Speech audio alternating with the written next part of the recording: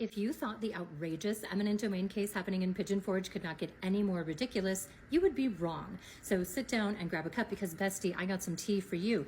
I called the city of Pigeon Forge yesterday to get some answers after Mayor David Ware publicly stated that he was all about transparency and wanted to answer questions from the public right before he appears to have deleted his entire social media profile, which had tens of thousands of followers and, I would imagine, at least several hundred comments from all of us all over the globe who were taking great issue with the load of bullshit happening in this tiny little town. What you're about to hear is an actual recording from my conversation with Pigeon Forge yesterday. Before we get into it, however, I do want to mention that it was about a 15-minute conversation, so I'm not going to post the whole thing. It's just excerpts, but you guys, oh my God.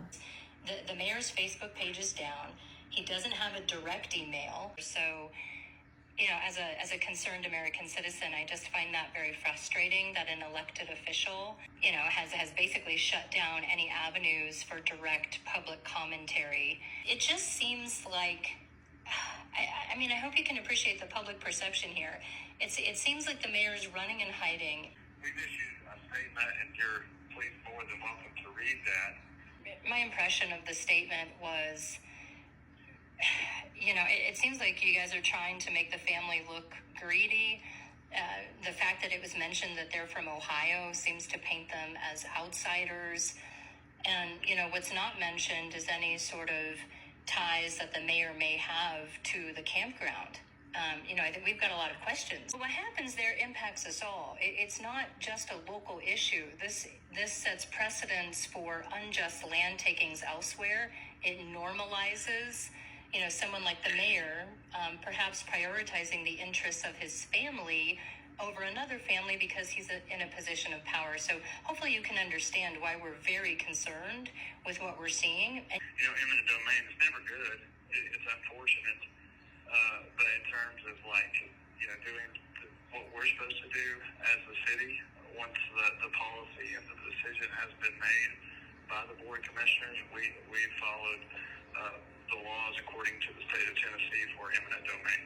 And when all the decisions were being made and discussion on the routes occurred, there's a Freedom Baptist Church and a nursing home that are down there in this that same vicinity. And so after hearing the comments from them and looking at the two different options, we went back to a public work session and talked about the comments that we received from the public meeting and came up with a hybrid route. And this all occurred in November of 2021. They didn't buy the property until August of 22. So I think the community here knew that a house is an older house. It was kind of run down at the time. It's like, okay, we got it. Just part of that process is like, well, we could go up this route and do a hybrid, bring it down here close to the creek, and then move it, and they're going to do the campground.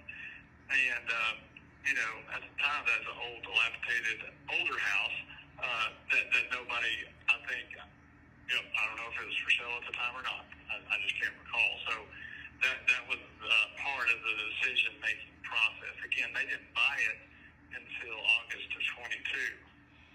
All the decisions had already been made. Well, and that's another concerning part. It's my understanding that the government, the city of Pigeon Forge, has a responsibility to mark that property as basically having a lien on it, right? It's being taken through eminent domain. Not until according to our city attorney, we follow the rules for eminent domain and condemnation as part of the process for the state of Tennessee and the laws. I see what you're saying, but see, the real estate agent and the person that owned it, they should, they have to disclose that in the seller's disclosure as well, I would think. You can't disclose what you don't know, and if nothing was marked on the property, how are they supposed to know? As far as I can tell, this does seem to be, from an accountability perspective, in the government's lap, and that's where I have concern because, again, what happens in Pigeon Forge sets precedent for what happens all over the country. And in this particular instance, the mayor's relationship to the campground, his family's relationship to the campground, allegedly, is that they own that property. And so now... No, they don't anymore. So. Well, I would love to see some paperwork on that. I personally have met with Micah and her husband, Doug, and so has my boss.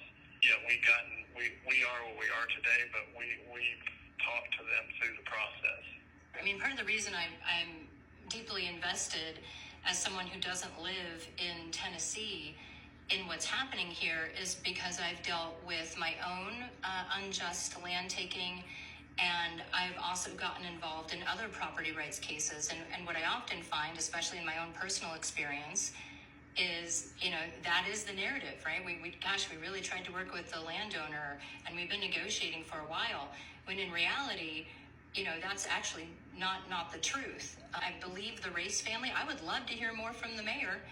I would love to hear more from the city of Pigeon Forge. You mentioned at the beginning that we're only getting one side as folks from the internet, but well, we have the statement. I mean, that's pretty much what we can do there on that statement. So.